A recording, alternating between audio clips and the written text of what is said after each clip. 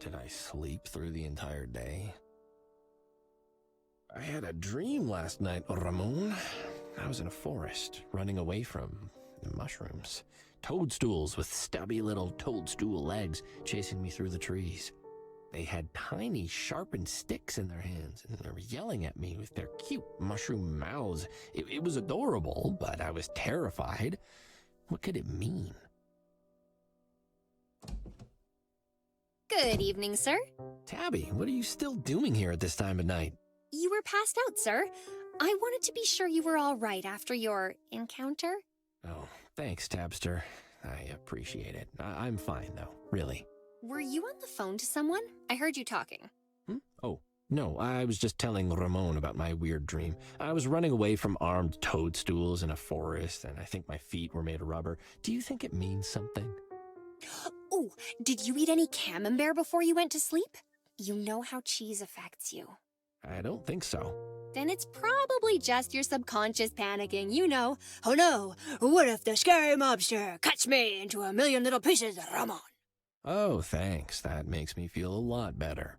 The way forward is to focus on the facts, sir. And I've got a juicy one from my trip to the university. I found out something about Bartholomew. That's what I'm talking about. Teamwork. Great stuff, Tabs. Let's hear it. Well, we were on the right track, sir, but missed the mark a bit. A Gentle Cat in the Desert isn't a book. It's a film.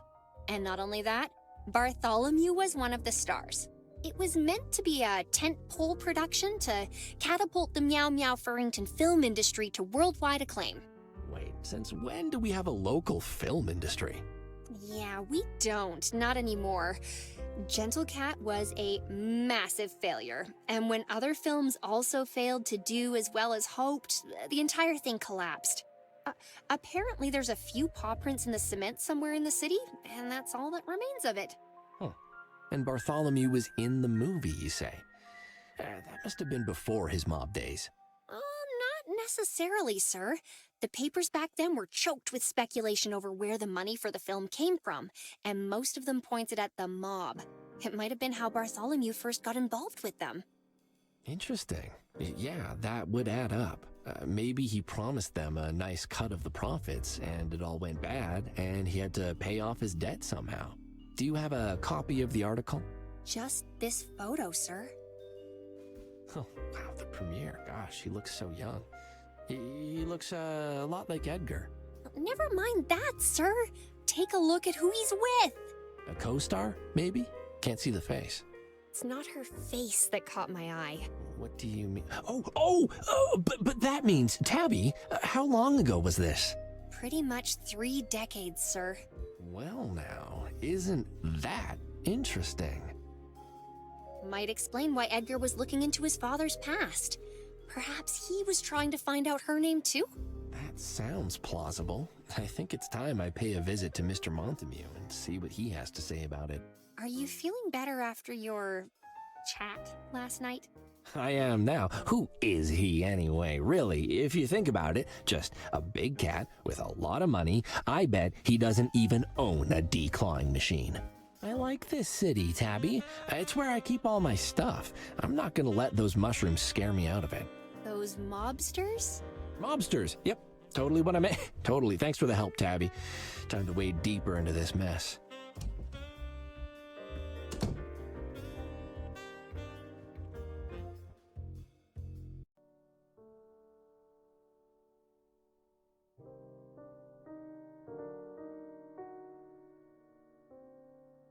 Well, I can't put it off any longer. I'm heading to Bartholomew. Good luck, sir. And be careful. I'll wait here until you get back. Thank you, Tabby. If you don't see me again by tomorrow, tell the police to look for me in Bartholomew's basement, I guess.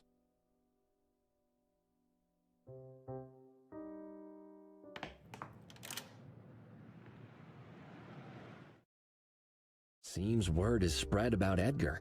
Looks like he knew quite a lot of people. The funeral for Edgar Montague will be held. Sorry, Edgar. I can't attend. I don't think mob families like law enforcement showing up at their personal events. That's got to count as disrespectful somehow. No matter who you were, it seems someone cared for you. Thank you, anonymous strangers. Let the vigil stand undisturbed. It's the least we can do for him, Ramon.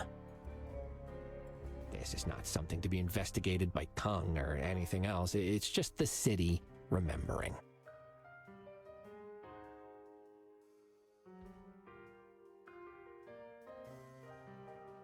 Oh, Superstorm is gone. Must have gone back to Pepe.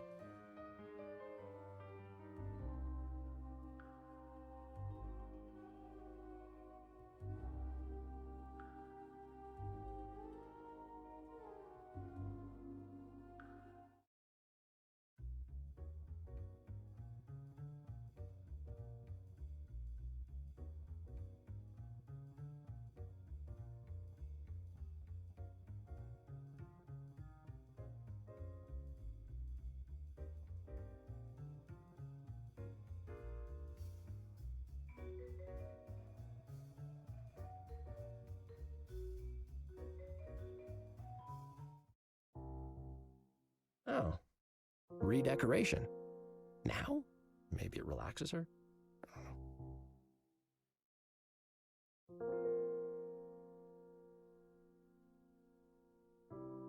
A mysterious red button.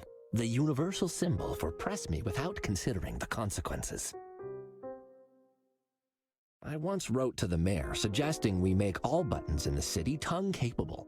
Oh, I just remembered. He never responded. Should follow up. Ooh, a heart-shaped button. Does this open a secret drawer of heart-shaped candy, maybe? Let's see. What? Oh, whoa, what is happening? Why, that is quite a bed. Goodness. Ooh, is that a... wait, yes. Well...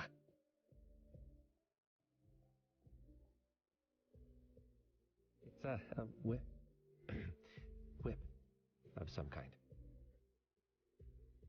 No.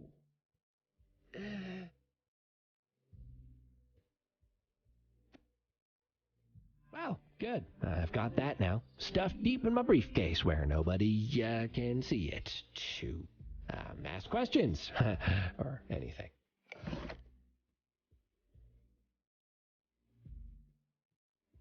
Dry wood just isn't worth the effort. I learned that the summer I spent in a log cabin.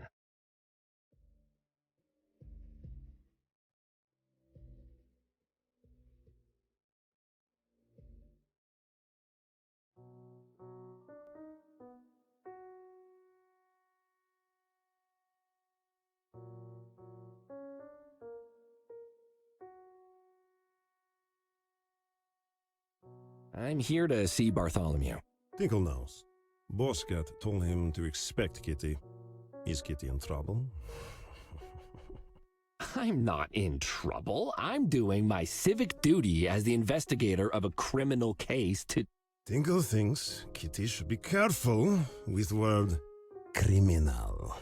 I didn't mean... I'm gonna go inside now. Kitty is not as dumb as you look, then. Thank you, Tinvun Kiljunta. Bartholomew stared at me silently after Tinkle left. Clearly, I wasn't the only cat who had slept restlessly. He wore the same clothes I'd seen him in the night before. He had bags under his eyes. The bite of whiskey filled the air. Tinvunkel, what now? Did you think his parents named him Tinkle? It's only this foolish city that still cleaves to the stupid tradition of giving children sappy names. He merely got tired of nobody in the city pronouncing it properly, so he shortened it. I see, so I guess you could say he crushed it. Hey. The flat stare I got told me that my attempt at comedy was not appreciated. Thankfully, he changed the topic, sparing me from more awkwardness. Do you believe that a son should pay for the sins of his father, Nutter Butter? I don't believe that anyone should pay for someone else's mistakes, especially if the price is death, but The world is an unfair place. Ah, and it is your job to make it fair? No. My job is to try. How noble. Your clients must find you a delight with your self-deprecating humility, righteous words, and penchant for irreverent comedy. But what of family, Nutter Butter? Can justice be served when your sin is your bloodline? It can always be served. Sins aren't found in blood. They're found in actions. They can be traced to those who performed them and used as evidence to hold them to account. The big cat's keen gaze unnerved me. I had been ready to be yelled at again, threatened, even ignored. But not whatever this was. Interrogated, conversed with. So, do you believe that my son was killed because of me? Because of the actions I took? I don't have enough information to say yet. Have you done anything recently that would have given someone a revenge motive? Any overdue parking tickets, just for example? He did not like that. Not at all. His eyes narrowed, and one side of his mouth rose in a snarl to reveal bone-white canines embedded in blood-pink gums.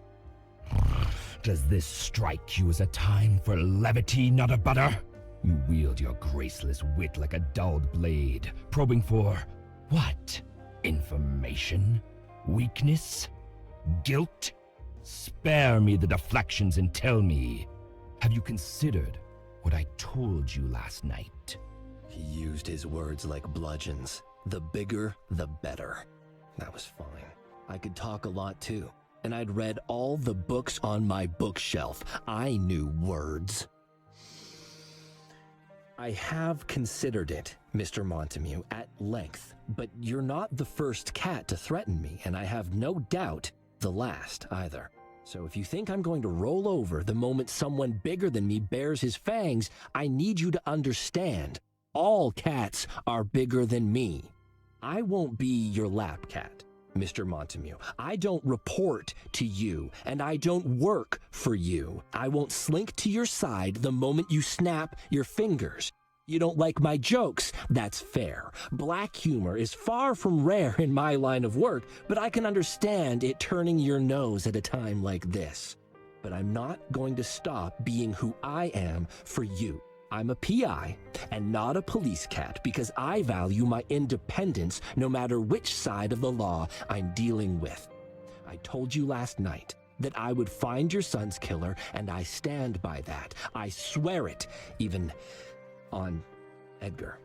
I was ready to die right then, for Tinkle to burst in and turn me into wet red kibble with his gargantuan paws, but it had to be said. I couldn't have done the case under pretense. He needed to know who he was dealing with. And at last, it seemed he did. You surprise me, Nutter Butter, but do not use his name like that ever again. Very well. Do you have any information for me? I had to wet my tongue before I could continue. Out of the frying pan, into the mobster fire. There are a few pieces of evidence I'd like to discuss with you, yes, but last night's interaction was heated, and I would like to avoid a repeat. We will be discussing unpleasant topics. Do I have your assurance that you will remain as collected as you are now? Collected? Yes, I will be as collected as I am now. I will nod and smile and pretend that I do not feel crippled by the loss whenever I think of my son, or filled with unquenchable rage to punish his killer. Your mother should have taught you not to judge a cat by the shine of his coat, Nutter Butter. My pain is vast. It would swallow you, and you would drown in it, alone and forgotten, mewling forever. I am not collected. I am enraged. I stared into eyes that burned like holes into a place beyond the world. A terrible place. And then he blinked, and they were simply eyes again. But my suffering will not aid you in finding the murderer. So you have tonight, and tonight only, to ask me whatever questions you wish. I will answer them, all of them, as truthfully and calmly as you can hope for, and reserve my anguish for when I am alone, when it shall not bother you. I didn't mean... Orphan, widow, widower. Words made of pain, for pain, yet they at least grant an identity. But for a parent that loses a child, nothing. The very idea is so terrible that we leave it nameless. So I am denied even that simple expression, and my grief must remain anonymous, and all the worse for it. Consider that, and hope that you never, ever feel anything a fraction as terrible. I wanted to say something, anything, that would show I understood, but did I? I'd come here to stand up to a bully, but I'd only succeeded in becoming the antagonist. I'd expected to have to face down a monster, but all I'd found was a cat in pain. Mr. Montemute, do you have someone you can talk to, about what's happened? He didn't say a word, but I saw a look in his eye that answered my question. I am so sorry for your loss. Your sorrow is meaningless to me. Tell me what you have found. I found this business card on your son's body. Do you know where it's from? Celestine? Who's that? A mercenary of a cat. That's his business card. He owns The Establishment, a venue that myself and other cats like me use as neutral ground. But I've only ever gone there with Teen Vunkil Junta. Edgar knew of it, certainly, but he never expressed the slightest interest. Worth following up on?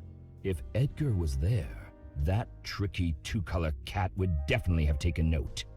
If only to find a way to exploit it to his own ends. I'll pay him a visit then. Can I have the address? You'll find them not far from here, across Herod Bridge, in Cabacon Street. Your son made a note of something. He seemed quite keen to keep it a secret.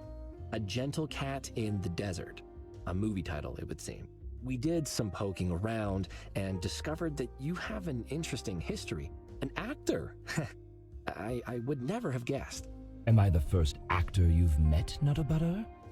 You seem disbelieving that we exist. Oh, you exist, but you don't advertise the fact either. Did Edgar know of your previous occupation before recently? I don't think so. I never brought it up. It was so long ago, and I didn't want him to dig into the drama around your final production? I have a theory about where the murky trail of funding for that film ends. How did you get your foot in the door of this line of work in the first place, Mr. Montemute?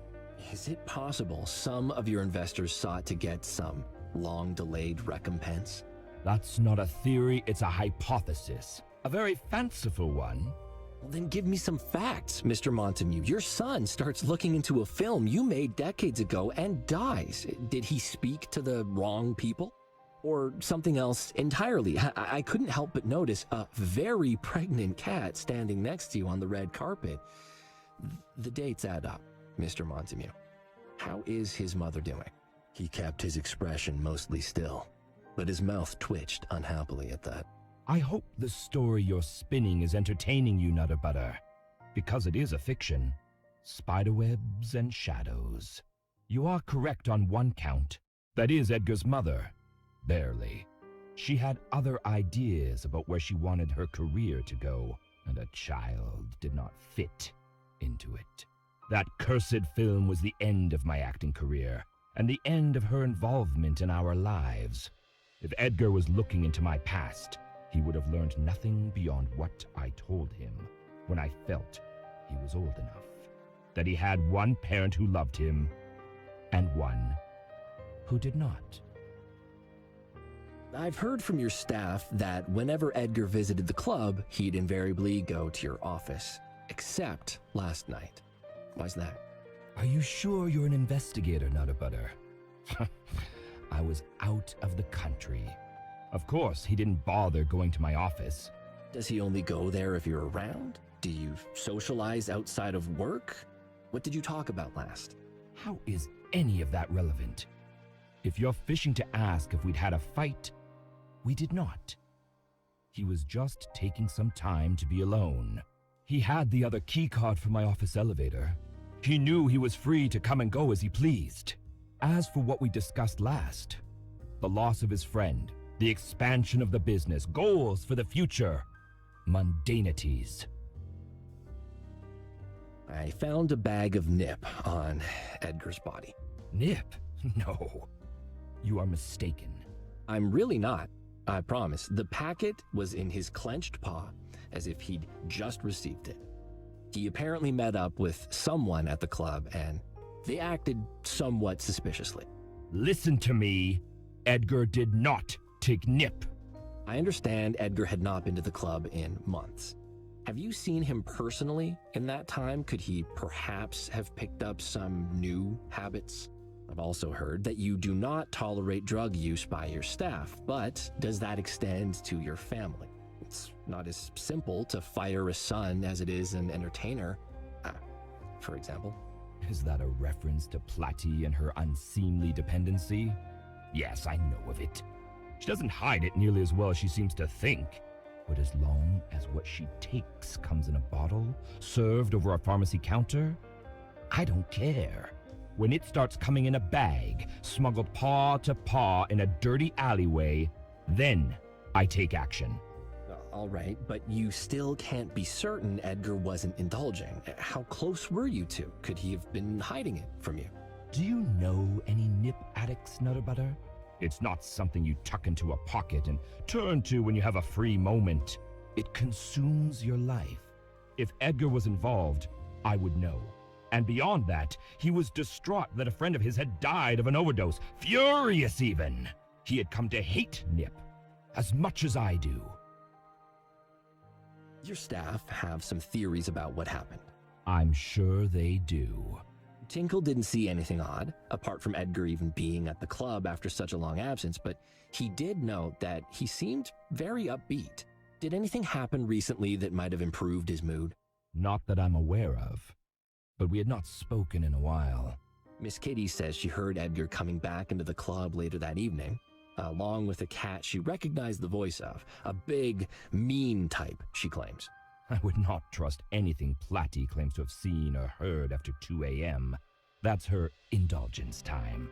What she sees or hears then is liable to get confused. If you say so, but I did find a very large footprint next to Edgar's body, larger than anyone who works for you. Then investigate it. Do you need my permission? No, never mind. Finally, Pepe says he saw Mousezilla, but I think we can discount that. You might find Pepe's convictions ridiculous, but he is not insane or blind. He is loyal and trustworthy. Mousezilla is obviously not real, but if he says he saw something, I'd give him the benefit of the doubt. You must have accumulated quite the rogues gallery of enemies in this business, Mr. Montemute. Can you think of anyone that might want revenge? I am older than I seem, Nutterbutter. And I have managed to outlive most of my enemies. Those that remain would not strike at me through my son. If you believe they wouldn't, doesn't that make it the ideal way to catch you by surprise? No ancient rivals, no young upstarts, the catulets I've heard mentioned. You simply don't know enough about how things work in this city, Nutterbutter. There's a hierarchy. And on top, 2 families stand supreme. Mine and the Catulets. They have their domain and I have mine. We do not jockey for position. There is simply no chance they would have done this. And any small organization, they would not risk annihilation. And that is certainly what would befall them if they dared a move like this. Well, I'll still keep my eye on those as options for now, if that's all right. As you wish. Okay, that's all the information I have so far, Mr. Then I imagine you'll want to get back out there and start gathering more. You know where the door is, of course.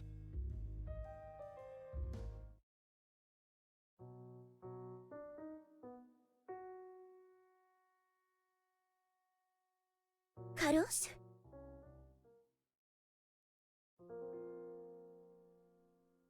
Desiree, what are you doing here?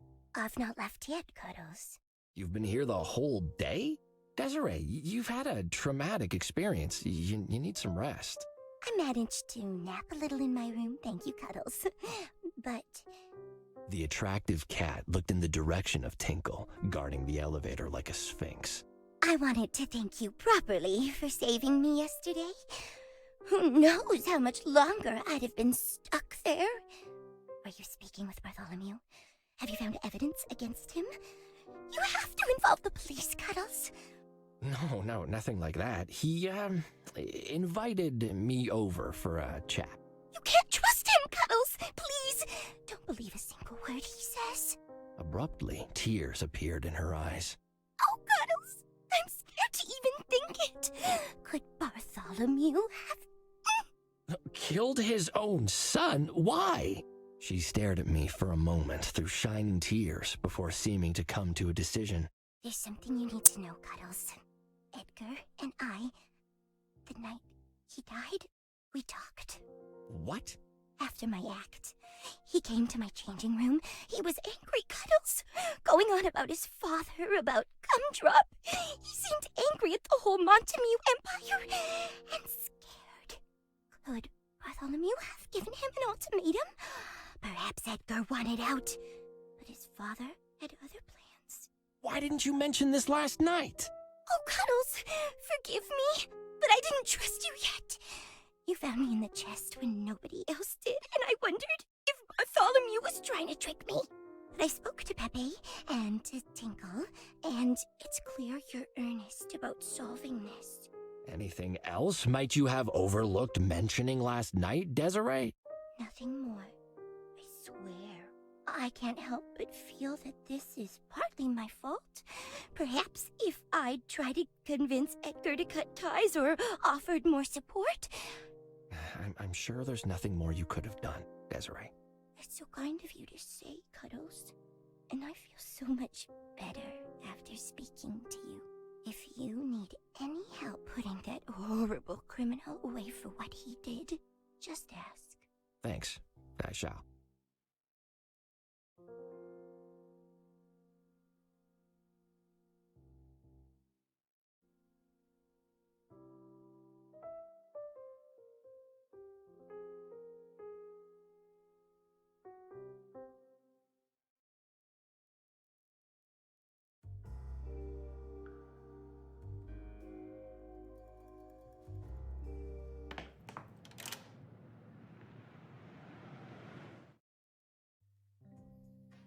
Meowing's Emporium. This is the shop, according to Huggy. That Cosmo person should be here.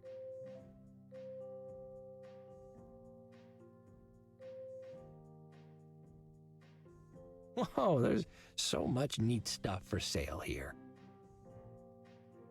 My finely tuned taste buds tell me that I'm not the first cat to have licked this window. Ah!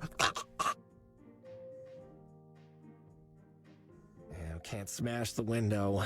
That's vandalism. It might not be the best part of town, no, but still vandalism.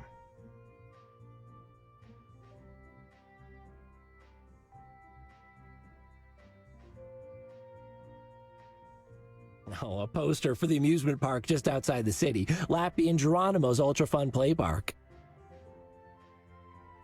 I don't think fun is a transitive property when it comes to licking grimy advertisements, even ones for amusement parks. That's stuck on really tightly. I can't even scrape a corner off.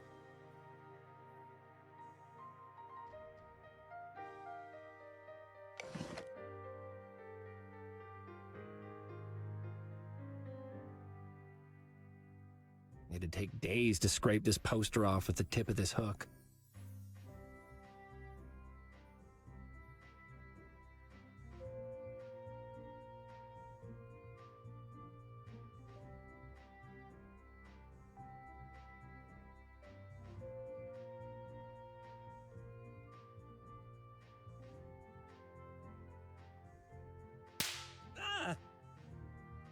the... Welcome to Meowie's Emporium, customer. With your fur so smooth and your nose so wet. Purr. The shop was run by a raccoon, it seemed. You didn't see many of them in Meow Meow Furrington, but he was so positive, I already liked him. Confetti? Flavored confetti?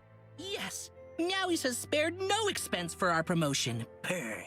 Please enjoy our delicious apricot-flavored paper pieces. Apricot? Not really my favorite. Such honesty. Thank you for your feedback, customer. Purr.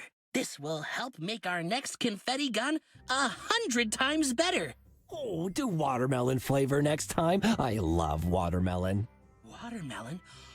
Incredible feedback. Thank you, customer. This might be the best feedback Meowies has ever received. Please, take this with the thanks of the entire extended Meowies family. That weird plastic ring? What's this do? It's a mood ring, customer. Purr. When you wear it, it can tell you how you're feeling.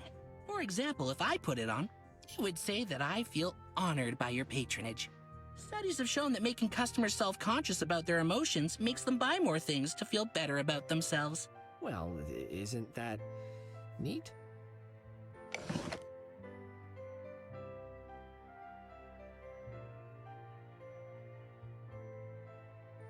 To one side of the shop stood a cat who must be the assistant. His blank expression and slow, methodical gum chewing did not inspire much confidence. But if Meowie wasn't this Cosmo I wanted, then it could only be this cat. Can't bring myself to care enough to lick any of this. Nothing here could possibly be of use to me, or, I suspect, anyone.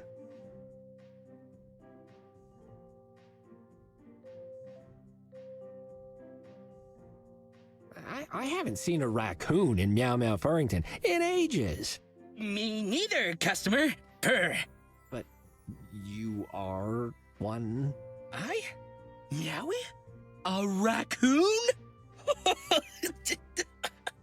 We do have a good time here at Meowies, don't we, customer? How can I be a raccoon? Look at my shirt. I love being a cat. Well, I mean, does that prove anything, though? And I purr constantly. Purr! See?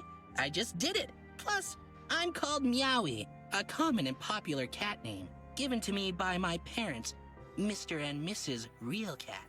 You have a lot of feline stuff going on. I'm not denying that. Then it's settled. We're Meowie the cat and Mr. Customer the other cat. Two cats, living life in the cattiest city in the world. Purr. Meow. Scrunk. Sorry, was that skronk at the end? Yes, the noise two cats make when they have a deep understanding of the fact that they're both cats and are deeply satisfied with the fact. Skronk! Skronk to you too, then. Meowie, skronk. Meowie, I've had a glance around your shop, and I can't quite figure out if you have a theme. Of course I have a theme, customer. Purr. My theme is things that people need. Well, okay, but who needs, to pick only one example of at least 20 in my field of view right now, who needs inside-out umbrellas? Forward thinking, dear customer. Strong winds will turn your umbrella inside out anyway. So catch the air unawares. Beat it to the punch. Purr. Absolute genius. No further questions. Thank you. Talk later, Meowie.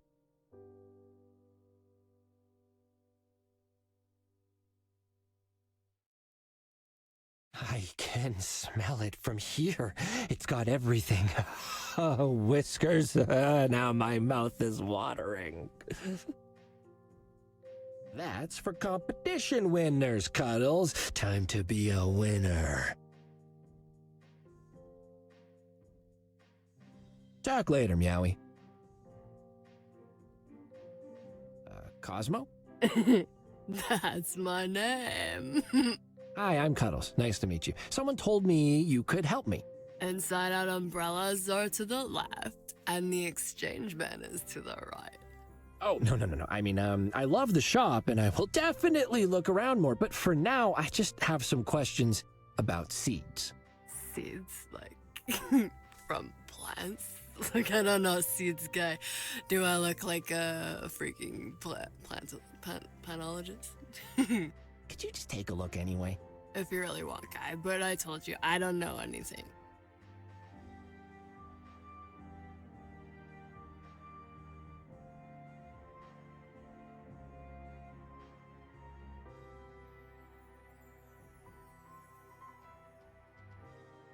An exchange bin?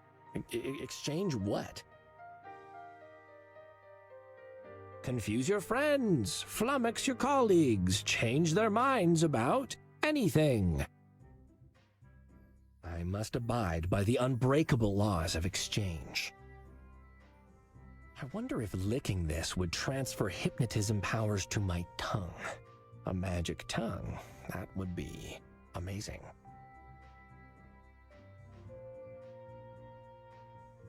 I'm pretty surprised that nobody else wants this. Self-foaming fur cleaner sounds amazing. Meowie is so nice. I can't steal from him. Soapy? Slippery. Gross. It's not intended for the mouth, clearly.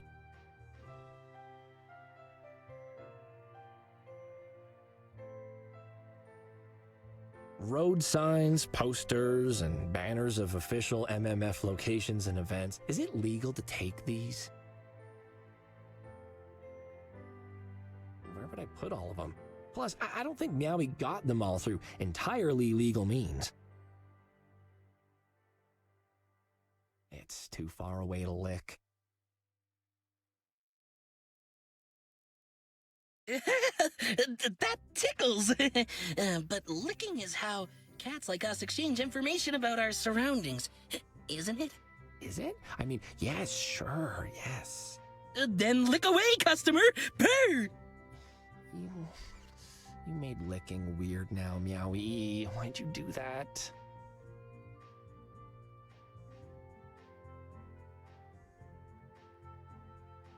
I couldn't help but notice all the street and shop signs up on the wall behind the counter. Are those all from places and businesses in Meow Meow Furrington? Yes, they are. Purr! This is the best city in the world, especially for cats like you and me. I just love it here. So much culture, so many wonderful sights. Have you ever visited the world's biggest miniature giant ball of yarn? It is incredibly average in size. Oh, and that's also why you're making a museum of the city's history, I suppose. Precisely, customer. Purr.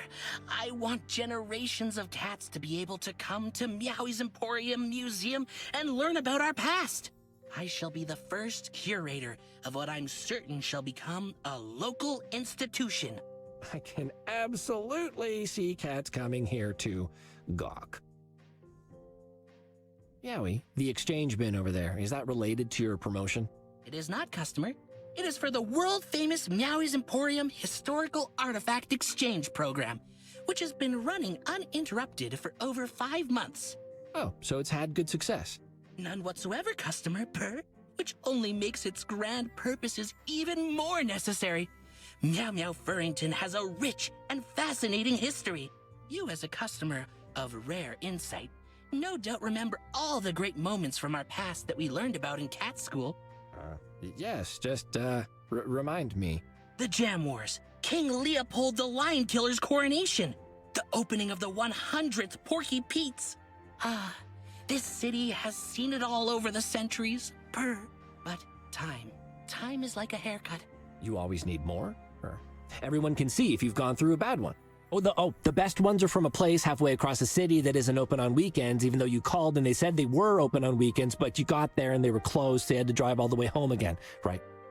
No, fleeting. We must capture it while we have the chance. And that chance is now, customer. Purr. I'm assembling artifacts from significant moments in our city's history, creating a collection for all to enjoy and learn from. Bring me items of historical value to enrich my museum. and receive items from the exchange bin in return. Purr. What do historical items look like, Meowie? They could be anything, customer. Ancient weapons, rare cutlery, even mundane-seeming items of clothing. Actually, I have a lot of weapons and cutlery already, so clothing would be especially desirable. Purr. What items will I get in exchange? Treasures. Marvelous things. Go on. Take a look for yourself. Purr. Oh, a fancy hat and, a bottle of some kind. You mean a hypnotism kit and a flask of self-foaming fur cleaner? A hypnotism and... Meowie, I need you to believe me when I say I am now obsessed with owning these items. Don't give them to anyone else. I will be back with some, historical items. Wonderful! Purr! Although, I am confused by your air quotes around historical. Oh, just a cat thing, you know, like we learned in cat school. Oh, yes, of course. In that case, I am eagerly awaiting your wonderful artifacts, customer. Talk later, Meowie.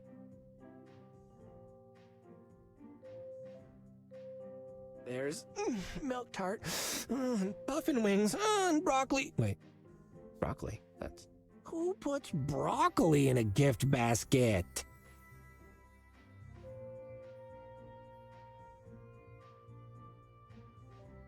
What are you looking for with the exchange program thing?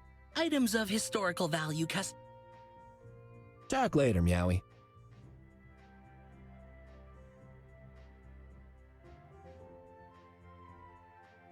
One, two, three, 4 stars. Wow. Ooh, this is an exceptionally promotional promotion. What are the rules? How do I win? I must know. Oh, I'm gonna grab you so hard when I win you.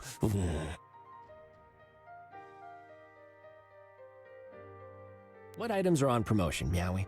Everything, customer. From our mixed-use musical instrument collection, to our inside-out umbrellas, to our pasta. Especially our pasta. Purr. Yeah, you sell a strange assortment of stuff, Meowie. We sell what our community demands, customer, and they demand pasta. Pasta cooked in inside-out umbrellas to the haunting refrain of plucked guitar strings, apparently. This is a marvelously cultured city, is it not? Purr. Meowie, has the lure of flavored confetti improved the success of your promotion? Customer, can I speak honestly to you? Cat to cat? Cat to... cat? Exactly. The promotion has struggled. I was certain people would be thrilled to participate, but it has not been so.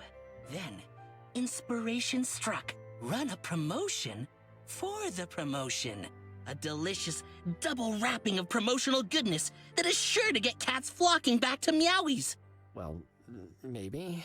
Oh, customer, I hear the pain of withheld honesty in your voice. You need not spare Meowie the harshest law of retail. Customers' time is valuable.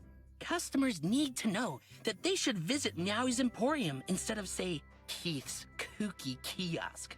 I mused, reflected, contemplated, and realized my flaw. Overthinking the selling of obscure items?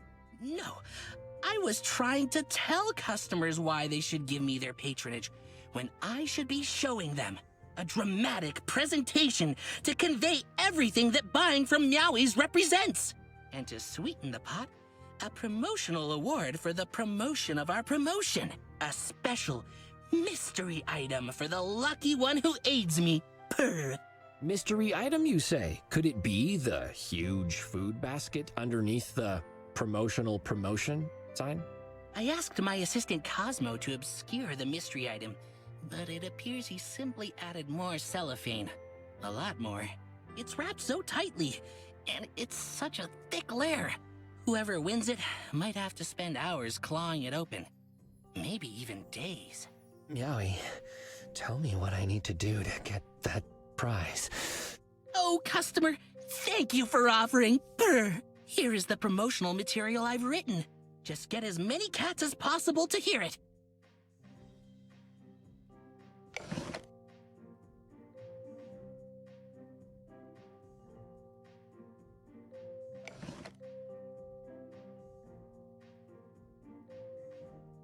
Whoa! What have you got there, customer? Something historical? Absolutely, this is a famous historical boot. The boot of Larry. Larry! Oh, the very name fills me with awe! Tell me, customer, tell me of Larry's boot. Well, a long time ago, really long ago, you definitely won't know anything about the time it happened. Larry was an explorer. He discovered the whole peninsula that Meow Meow Furrington was later built on, and he was very famous for that reason, definitely. But he lost his boot in some quicksand, yeah, and it was recently found again. What? And this is it. So, yep, hey, that's history. That sounds like an ideal artifact for my museum, customer. But I've never heard of this Larry. Well, surely you've not heard of every famous cat explorer. I definitely have. Their illustrious names are engraved into my mind. Steve, by the way, Ron Waffle, Gary Cheeseman, Eustace Meg Therodon, Billy the Pigeon. I know them all. History was my favorite subject in cat school. Ah, but who discovered them? I'll tell you, Larry. He did that right after, whatever I said he did just now. He did? Oh, what a wonderful item to add to my museum. Thank you, customer. Burr. I think that this has to be rewarded with a hypnotism kit.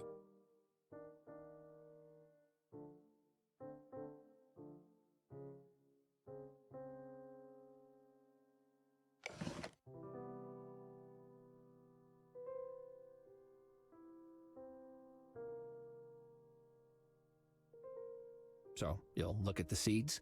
Oh yeah, I guess.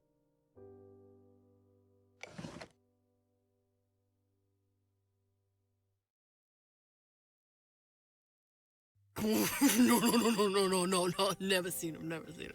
Are you absolutely certain? Please, these seeds are a lead in a murder case. Murder? You mean Edgar? Well, that's an interesting first guess. Did you know him? Know him? Oh, cucumbers, I'm clean, all right, I promise I was not involved. I don't know anything. I don't know how much more clearly I can communicate. I don't know anything. Please, just go. I'm nobody. I don't want to get locked up in a dark little room in the Boule de Poil. La Boule de Poil? The fancy theater? No, bro, you are confusing me. I never said anything. Leave me alone, please. La Boule de Poil? Well, what does that have to do with this whole mess? Guess that's a new lead.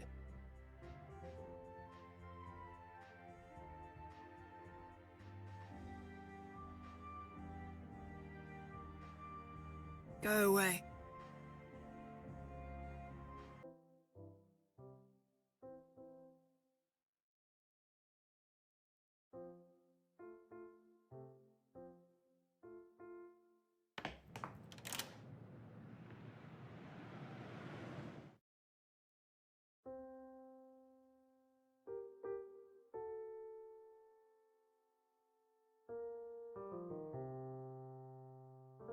One Night with Alfonso. Tickets on sale now. Oh, please. Who would pay money to watch that overwrought fop dance around on a stage for 3 hours?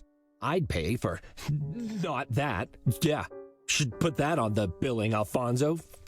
Makes me so mad. I don't even want to lick his fake face.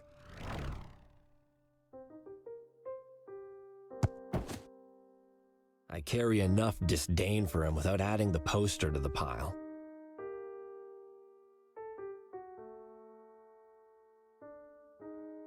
That must be where you buy tickets. I need to get inside, kiddo. Must I buy a ticket or something?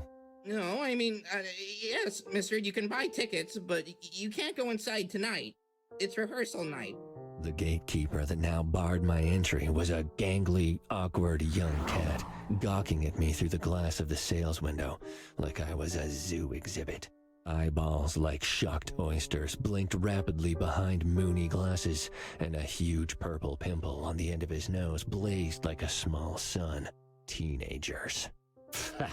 I was sure I could bully my way past this easily enough. My name is Cuddles Nutterbutter, and I'm here to investigate a murder. Murder?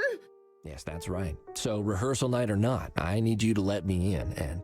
Wait, Cuddles? Like in Mr. Gibraltar's show? Wait, what? What did Alfonso do? In his play, mister. The bumbling cat who keeps struggling to tie his shoelaces with his very small hands? Cuddles Buttershutter. He's very funny. I like the part where he loses his car keys for 10 months. What? That's not... He's the one who...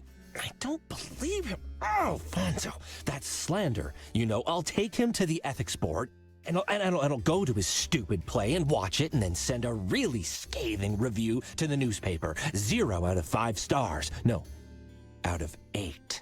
Sorry, mister. Please don't yell. My supervisor will hear you and I'll be demoted back to mop duty in the kitten area. Well, let me in then, and nobody needs to go back to mop duty. But you might be lying, mister, to get the actors' signatures. They hate that. If I let you in without permission, I'll be demoted back to sausage basting. That's even worse than mop duty. The grease keeps splashing into my eyes. Mister, please don't lick my window.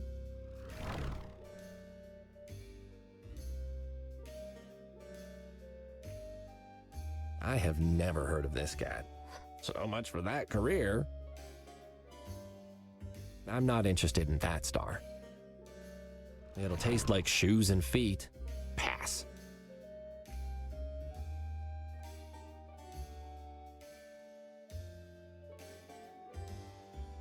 Bartholomew Montemue.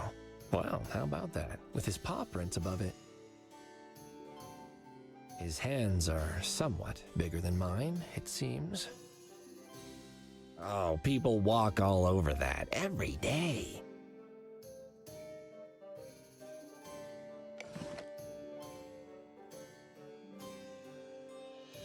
Bingo! Got some fingerprints from the paw print in the concrete.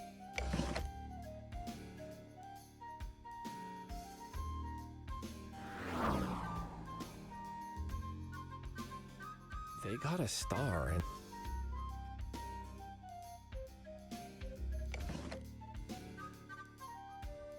Can't really use it on its own. I need to use it on something.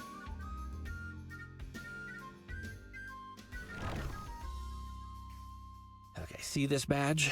I'm not lying, and I'm as official as it gets. Let me in, and if your supervisor gives you problems, I'll tell him to speak to the chief of police. How's that?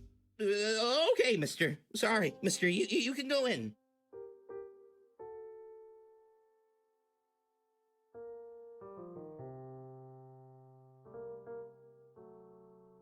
The venue was old and designed in decades past by some overeager architect who really loved arches. It also wasn't deserted. To one side stood a cat in a fancy outfit, staring into the middle distance and mumbling something to himself. He seemed to be concentrating very hard. An interruption would do him good, I was sure.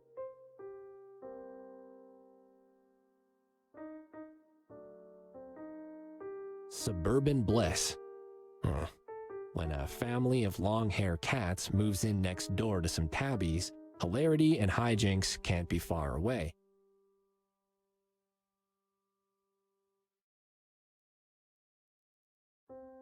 An upcoming show titled The Terrible Triumphs of Thomas Cutlass. A fast-paced piratical adventure, okay, set during the slow age of piracy. Yeah, the slow age is kind of overdone these days. This is a promotional poster for a production named One Red Nose. 2 brothers must confront their past after the unexpected death of their blind clown father. What? It's covered in laminated plastic, and it tastes like it. Someone's gone and messed glue all over the lower half. The sign looks really old. The paint is peeling. Why is this still even up? I don't need it. These must be some of the famous actors and actresses that have performed here. I don't need that. Perhaps licking famous actors will transfer some of their fame to me. Cuddles the performer. It sounds rather good. Oh, I recognize that one. Bandersnatch Crumperfink. He's won a lot of awards. I didn't know he did stage work, too. These must be some of the famous actors and perhaps licking famous actors will transfer.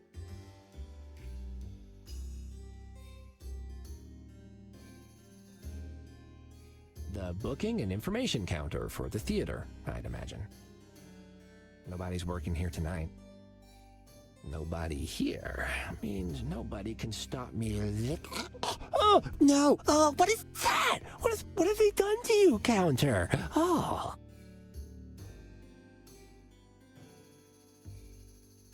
A fancy place to stand while you check if someone has a ticket. Let's see who's been here recently. Rick Douglas, no clue. Thornton Reed, nope. Lucian Sanchez, he was at school with Matrick.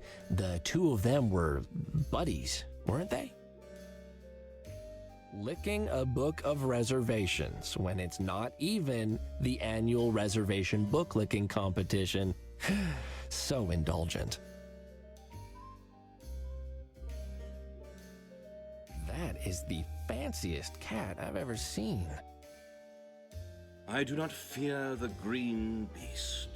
Excuse me, I just need to slip by. Sir, who allowed you in? This is rehearsal night, and you are disturbing my practice. Tybalt McFerridon does not have time for autographs. Don't worry, I'm not here for autographs. What are you practicing for? What for? Is this not a theater, sir? A playhouse of dramatic intent. Oh, a play. Hey, do you guys ever put on Lappy and Geronimo? That's my favorite play. I love those puppets. What is this Sappy and Jiminimoo? The play with the racing puppets? You know, Geronimo, he's the short, fat one who always slips and falls and pulls Lappy down with him. Classic comedy. I yell, "Look out, Lappy," every time, but he never listens. The actor looked aghast, as if I'd just asked him to hold the kitten's diaper. It sounds hideous. Puppets, sir. This is La Boule de Poix, foremost stage for the performing arts, not a tawdry venue for a kitten's matinee. I don't remember a manatee in Lappy and Geronimo. There will be no puppetry here, sir, marine or otherwise. I am preparing to perform the grandest play there is, Mlem. Oh, sorry. I thought you were bringing up a hairball. Did you say phlegm? No, Mlem. Oh, the uncultured masses. Have you never heard of the greatest cat play in history? I mentioned Lappy and Geronimo already, so... Mlem is a powerful tale, sir, of regret, heartbreak, redemption, and pale green betrayal. Sure. But does it have puppets? It has a villain, sir, by name Oscar, the foulest fiend ever committed to words. I do enjoy a good villain. Then purchase a ticket, sir, and return on opening night. I could, but I really need to poke around. So how's about you let me past? Or I'll be in the front row on opening night with a huge foam paw just cheering you on. You are most bothersome. Move on and let me return to my memorization.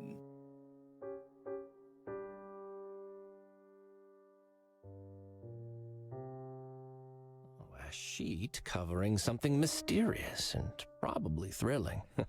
Don't mind if I do. No! Sir, step back! Do not dare uncover what lies beneath! But I want to see what it is. It is a monster, sir. An unbearable sight. Were you to uncover it, you would regret every decision in your life that led you to this point. It is also being tested for lighting by the technical team, so leave it alone. Something is hidden under that blanket, and it has piqued my obsessive need to know. Monster movies are some of my favorites. Oh, now I've just got to see this. Stop! Listen, bud, do you own this? Is this yours? Never! So you can't actually stop me.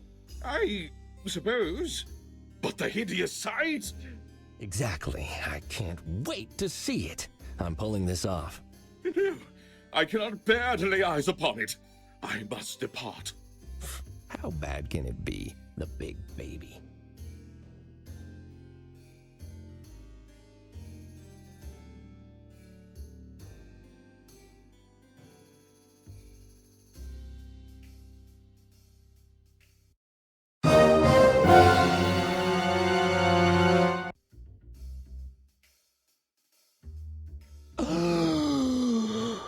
Ramon, this is the single greatest thing I have ever seen. This must be the green beast Oscar from Tybalt's play.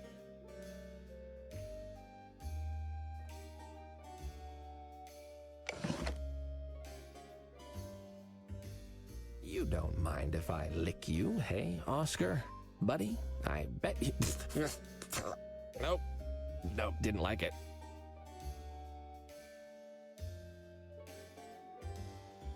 The City Dreams. Ooh, I like that name. 5 cats find their lives transformed. Is that all? That's not a good advertisement. Huh. This is advertising something called Blue 99, a journey into a world where colors fight amongst themselves to be the last one standing. Epilepsy warning? Whoa! I don't need it. Plain, boring, laminated plastic. There's a sort of weird patina over this one that might be old spider webs. Pass. Gosh, the taste of cloth that's absorbed the sweat of countless patrons. Yeah, no brain, no.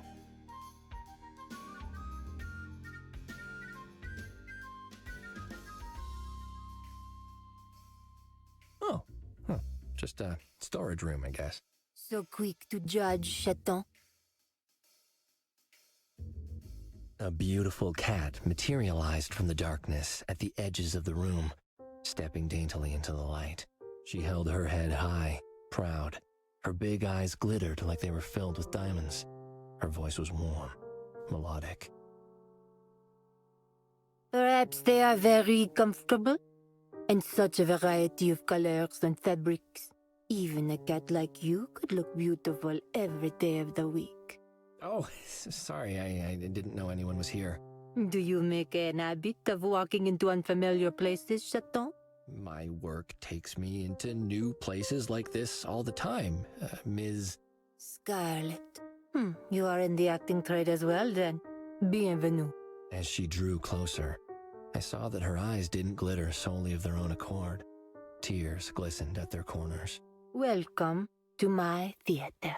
Well, I'm not exactly an actor. I tell the odd fib. Is everything all right? Oh, yes. Just pre-opening night jitters. Would you like me to leave? It is fine, mon ami. Rehearsal night is not very busy, and I would not mind some company.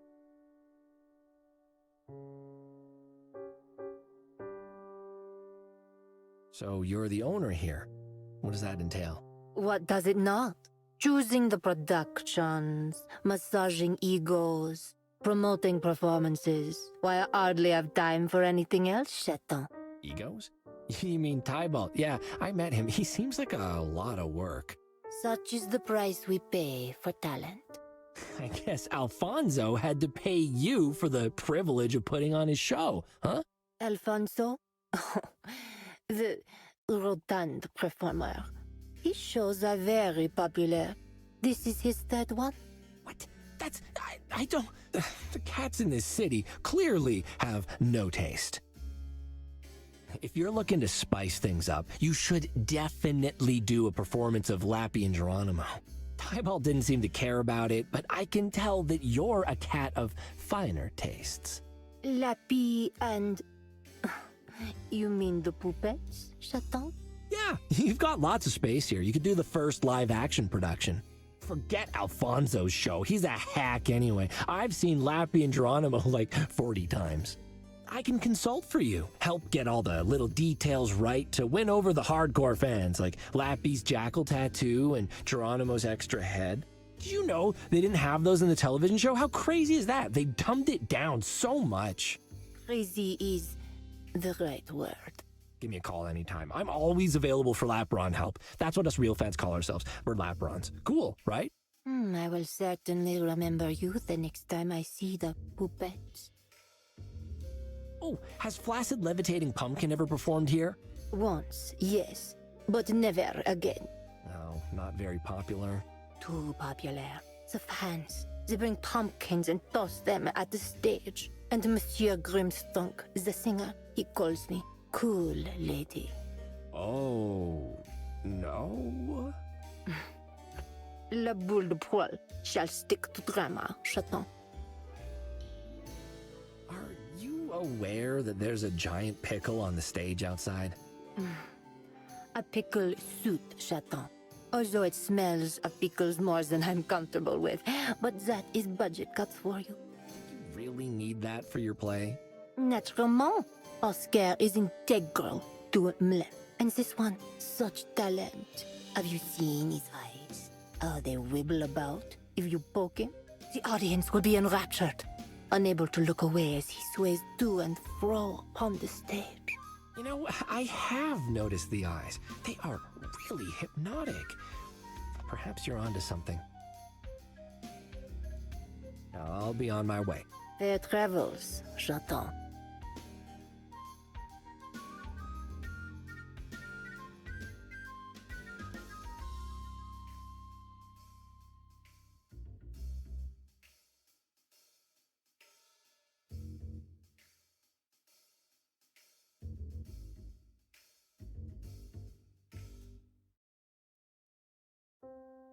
I looked under the sheet. It's just a huge pickle. What's so scary about that? You call it a pickle, but I name it what it is, a cucumber. Hey, there might be people around controlling our language. That will only give him more power over me. He is a cucumber, sir, and I state it proudly. Have you never wondered at the origin of that word? I don't spend a lot of time dwelling on where rude words come from. I just don't use them because I'm a good boy. There is a bedtime story in the old language of a huge vegetable that stalks the night. The vegan blighter. It sneaks into the rooms of naughty kittens and stands next to their beds until they wake, then swallows them whole as punishment for not behaving. Cats told that story at bedtime? To their kittens? What sort of horrible people would do that? My grandmother, my mother, two of my three aunts. Oh. If my grandmother thought I was not taking her seriously enough, she would dress up as the vegan blighter and come into my room at night. I would wake up to a green, googly-eyed monster standing over me. What is wrong with your family? Since then, the tradition of the vegan blighter has fallen away. But the word was corrupted into the curse we now know. Cucumber. Something foul and fearful. Oscar is just a pickle to you, but to me he is the vegan blighter. And when I see those mismatched, lopsided eyes, I am that scared kitten again. Without conquering that fear, I cannot hope to perform Lem. There's a whole display of mini pickles over there. Don't those scare you? Those are toys, teeny things. They could not swallow a whole child. I feel only a mild sense of unease around them. Out of interest, just out of interest, if I grabbed the display and shook all of them loose on top of you while yelling, "Be a good kitten or else," would it help or would it hinder? Please don't do that. You're a grown cat now. Can't you just put all that stuff behind you, stare that adorable, I mean terrifying pickle in the eye and say, "You don't scare me. Now, I'm gonna go rescue my pet lizard from the enchanted haberdashery." Or, whatever happens in the play. I haven't seen it. I tried. For years, I visited doctors, charlatans, mystics, all failed. You cannot just wave a little vegan blighter doll in my face and go wooga wooga wooga. And not only because everyone knows the real noise the vegan blighter makes is flim flim flim. You should try to relax a little. It's just a play. I'm sure you'll memorize your lines in time. I don't have time to relax. This performance must be perfect. A few mistakes are understandable. People can be pretty forgiving. I was shepherd number 3 in a school play once. I tripped over someone else's costume and knocked down the whole scary forest, but still got a gold star. I don't care what other people think. It's my family I'm worried about. Oh, are they big theater fans? Ha! The very opposite. The McTheridons are not a cultured group. They don't approve of your career?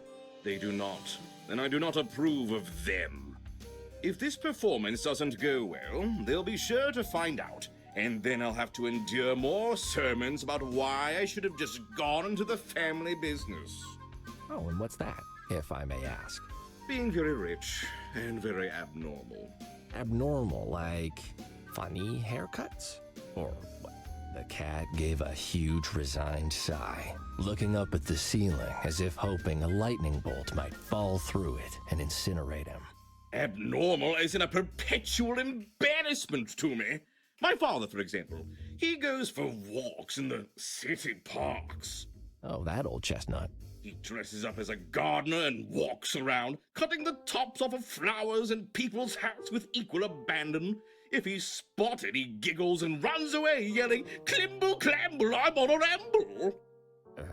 Aunt Beatrice has a shop where she waits for some unsuspecting member of the public to walk in, then gets them to participate in a fake murder scene made with marionettes. She even does voices for them. And Eustace, well, the less said about him, the better. Whoa, and they wanted you to do that? To be a rich weirdo? I refused. I wanted to be an actor, to make people applaud, not scoff, when they hear the name Magtheridon.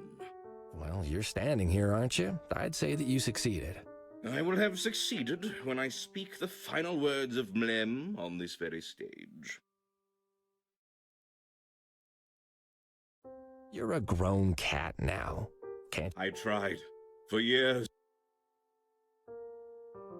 All right, good luck with your rehearsing, Tybalt.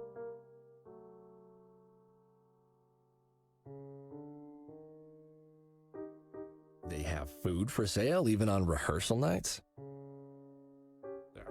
I don't know how long that's been there. Hey, Cuddles, how about you don't lick the boiling hot, greasy sausages? Yeah, good call. I can't reach the food, only the glass. Boring. Now that's how you advertise free stuff. Cute. I'm gonna take one. Ugh, fuzzy felt. Don't like it.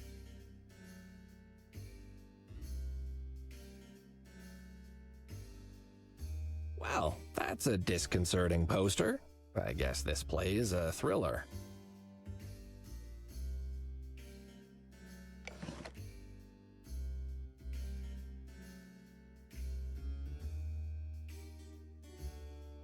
Tybalt, I've got the opportunity of a lifetime for you.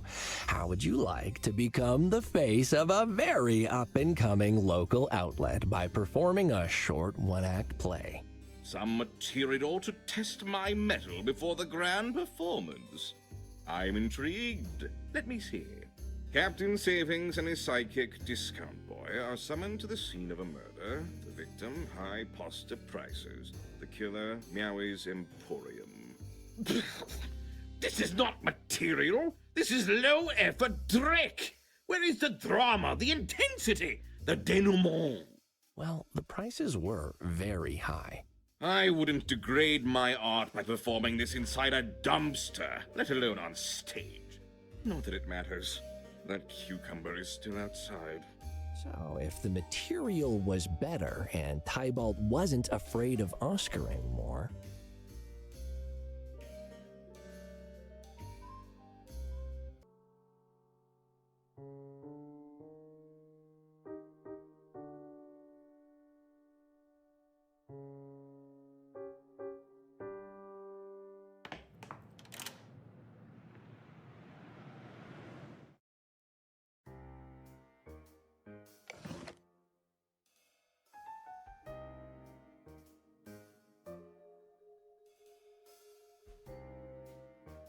Tabby, can you rework this script into something that's not this? I mean, like this, but not this. That's a big ask, sir. This is bad. Listen to this. Captain Savings reached for the throwing stars of instantaneous discount, making the overpriced pasta yell, "No, no, not the throwing stars of instantaneous discount. That's not fair. We have no defense against them. Oh, no." The ooh carries on for 3 more lines, and then it just says, "Insert pasta death noises." Well, the actor will only perform it if it's sufficiently dramatic and intense. He's used to theater productions. So a stage play. All right. Any ideas for what direction to take it? Maybe we can set it in space with explosions for drama. Oh, a discount explosions and a surprise reveal for the main character. Like, well, have you ever read the Max Full Power books? I see what you're getting at. How about this? There you go, sir. Ultra view, sister. It's perfect. Thanks, Tabby.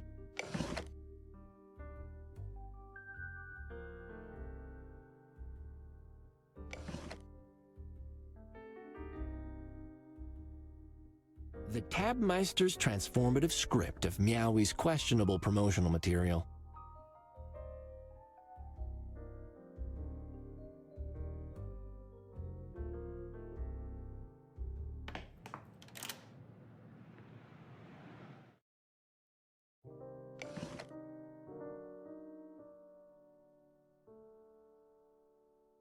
Are you proud of what you've made? You know I am. Maybe I should try writing more terrible space operas in my spare time. Space Tabby rides again! Ooh, Revenge of the Space Tabby! Space Tabby and the planet of the... Space Tabbies!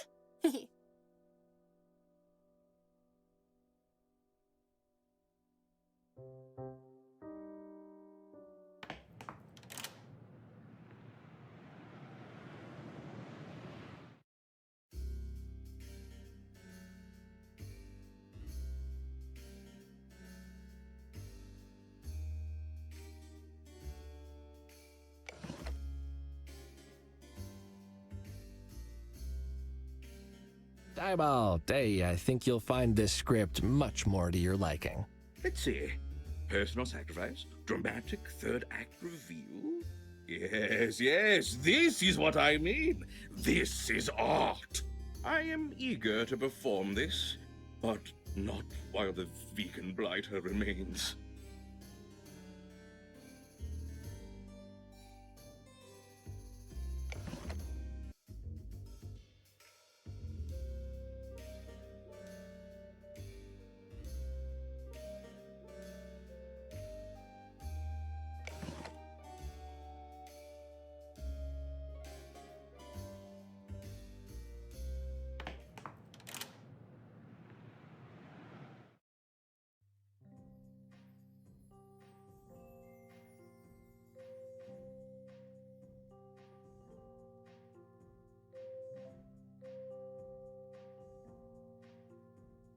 I should ask Meowie about this. And just like that, this cosmic power belongs to me! Meowie is so nice. I can't steal from him.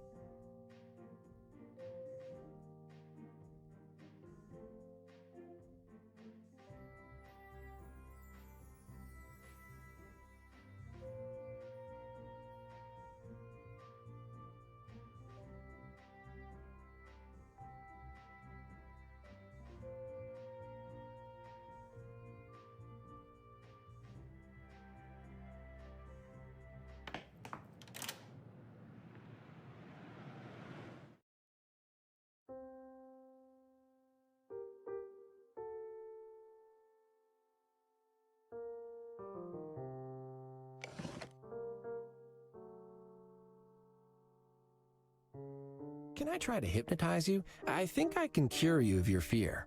Many doctors have tried hypnotism already. It didn't work. You may waste your time if you wish.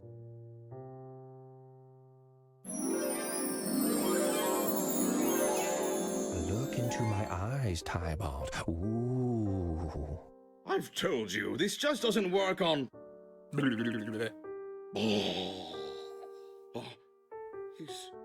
I smell licorice. Well, that did the trick, I think.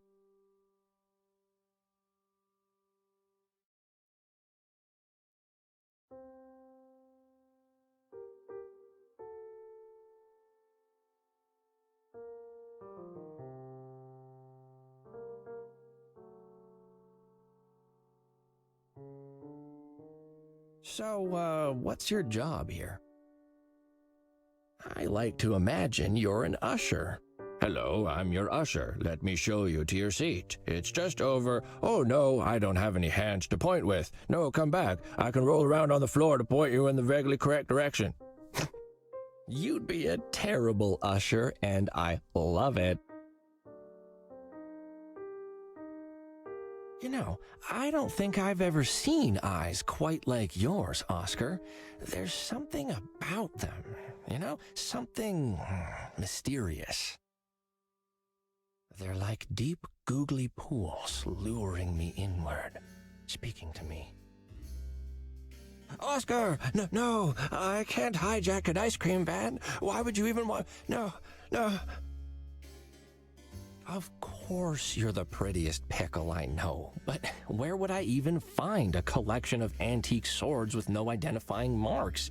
Sure, Tabby probably has a dress like that, which I could borrow, and maybe a wig to disguise myself with. But no, Oscar, I couldn't possibly kidnap another horse. This has become completely unreasonable. I'm gonna walk away, and that's the end of it. Are any of your friends working here too? Templeton the giant eggplant or Kevin the oversized courgette? You could make a little vegetable troupe and travel the country, doing short morality plays on why eating vegetables isn't actually that good for you, because vegetables have feelings too. Cuddles, what are you talking about?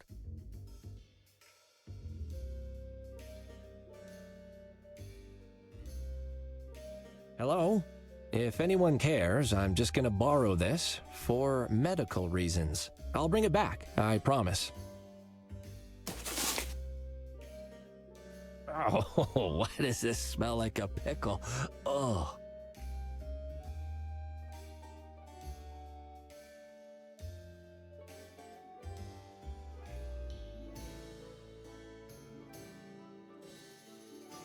Hey, Tybalt, look at me. I'm green and not at all scary.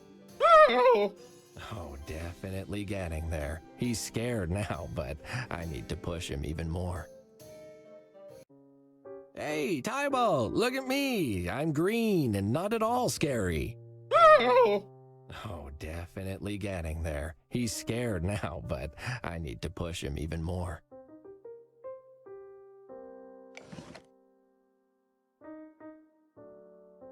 Hey, Tybalt, look. Big and small, huh? How does that make you feel? 2 vegan blighters? Eek! I'm not a bad kitten. Tybalt will be a good boy. No eaties. He's almost there. I need to break through that last mental barrier. Oh, right. What was the right thing to say again? Oh. Phlegm.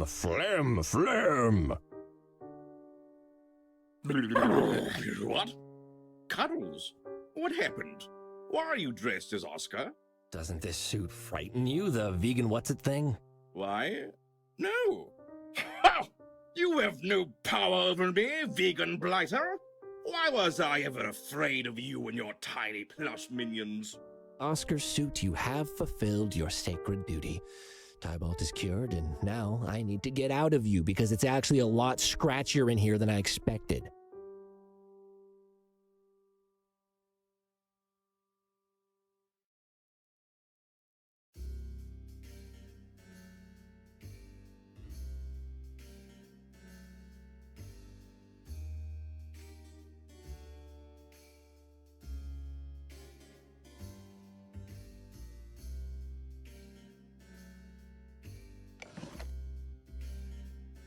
Eyeball, hey, I think you'll find this script much more to your liking.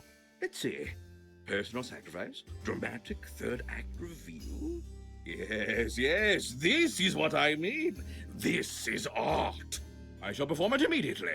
Quick, gather all the cats you can find.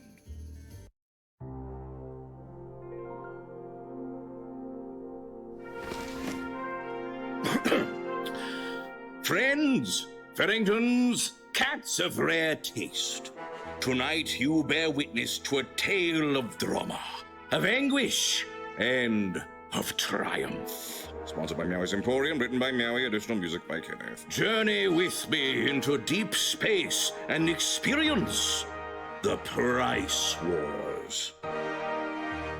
Star Admiral Max Fullpower stood on the bridge of his space destroyer, watching the price ships of the decadent Pasta Empire gathering on the ultraview before him. He rubbed absently at the stump that was all that remained of his right arm, the very arm he'd had to cut off with a space chainsaw in order to save the space people of Bolognese Prime from a lifetime of space servitude to high space prices. He'd never asked to be a Star Admiral. It wasn't in his nature. He was just a highly capable, devastatingly attractive, well-shaven soldier with 50 space years of experience. Why had they chosen him? Comms, he growled like a handsome bear. The comm officer turned to look at him, tears running down her cheeks. So she read his space letter, the one where he told her they could never be friends because he was married to his space work. Comms, open a channel. Tell them their prices fall today. Yes, sir, she said. But first I have to tell you, I'm your long-lost twin sister. I know, he replied, gritting his teeth. He was just cool like that. I've always known. And, she added, your father is alive. He didn't die in the Price Wars. He survived and fought to establish a new utopia for low prices on planet Meowie's Emporium, 14 Procyon Road, open 9 to 5. But, he gasped like a handsome bear with mild asthma. How can you be sure? Because, she said, taking off her mask, I'm him. Father, Star Admiral Max Fullpower bellowed. The discount torpedoes shot forth, ready to reduce any and all high prices to remarkably affordable levels, with laybys accepted. Planet Meowie's Emporium had won again. Or had it? Yes, it had. Bravo! Incredible performance! I gasped. I cried. I did both at once, which was somewhat confusing. Thank you, Cuddles. I finally feel ready to take on the challenge of Mlem. Will you accept this commemorative Mlem mug as a token of my appreciation? Oh, thanks. It looks very muggy. If that doesn't get the word out about Meowie's shop, nothing will. I should go and give him the good news. This cup looks so hideous, I'm immediately disinclined to drink anything it contains. Mom always said, don't lick ugly. She meant Oogly, the kid next door, but I think it applies here too.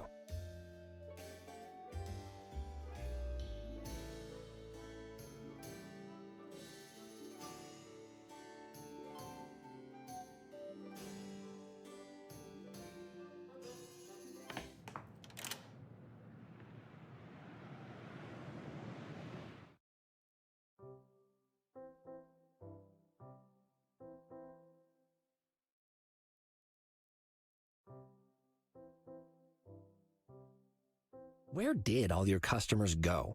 Stolen away by the amusement park customer. No sooner did it start advertising outside the shop than they all vanished. I asked one of the performers at Le Boule de Poix to do a recital of your material. It was extremely popular. I think you'll start seeing a lot more business very soon. Customer, you are not only correct, but right. Purr! In fact, I have just ushered the final excited consumer back onto the street. Purchases in hand. Meowies is now almost entirely out of stock, and it is thanks to you. You are more than worthy of this promotional prize, customer. Take it with the blessing of the entire Meowies family, and a very special thank you from Meowie himself, which is me. Purr. The ultra-wrapped gift basket. Hello, wrapping. It is stuffed to the brim with things us cats adore. Fish-flavored hamburgers. Hamburger-flavored fish. Strange balls of lint that someone fished out from under the bed. Milk tart, roast puffin wings, and 200 meters of yarn. Simply incredible. Meowie, I'm gonna hang on to this until I've got time to properly indulge.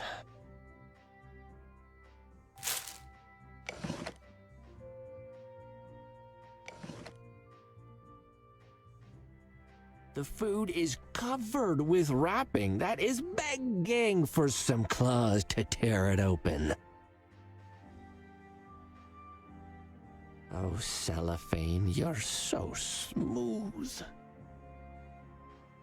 I really want to claw this open in a frenzy of cellophane scraps and purring right now, but then all the food will fall out. I can open this later when I'm alone.